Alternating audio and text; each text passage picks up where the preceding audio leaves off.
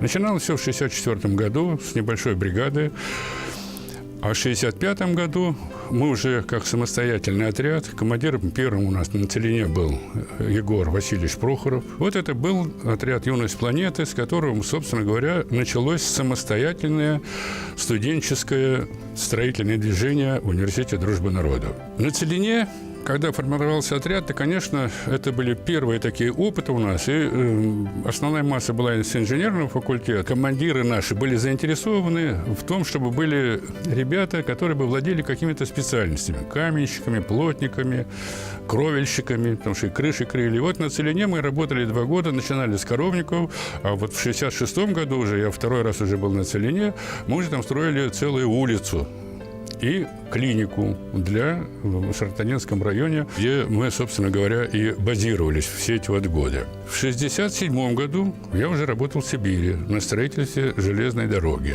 Нас начали уже отмечать среди студенческих отрядов страны, именно потому, что не только активно строили, но и активно участвовали в жизни тех поселков, рядом с которыми мы располагались. Концерты, приглашали к себе на концерты, соревнования и так далее. То есть жизнь кипела как положено. В 1968 году я уже, так сказать, имея солидный опыт, то есть 3-летний опыт строительного движения, мы начали формировать первый отряд в Карелию. И вот мы строили там железнодорожные пути Ленинград-Мурманск, вторые пути. А в 1969 году уже, в это время я закончил, получил диплом врача, и уже в качестве врача работал вот в Карелии опять. Отрядов у нас уже было много. Несколько отрядов работал у нас на Целине, в Сибири, и в каждый отряд должен был быть врач, нужно было формировать и соответствующую материальное обеспечение для врачей. Вот всем этим я и занимался, как будучи главным врачом строительных отрядов Университета Дружбы Народов. Такая вот школа большая, университет нам всем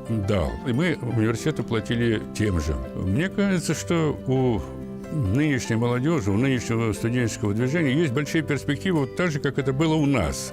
Потому что очень много строек в стране. Строятся вот силы Сибири. Это те структуры, государственные корпорации, государственные компании крупные, которые выделяют достаточное количество средств, а эти средства нужно осваивать. И вот нужно было, чтобы наше вот нынешнее руководство студенческого строительного движения активно работало с этими крупными организациями и участвовало вот в таких вот крупных стройках страны.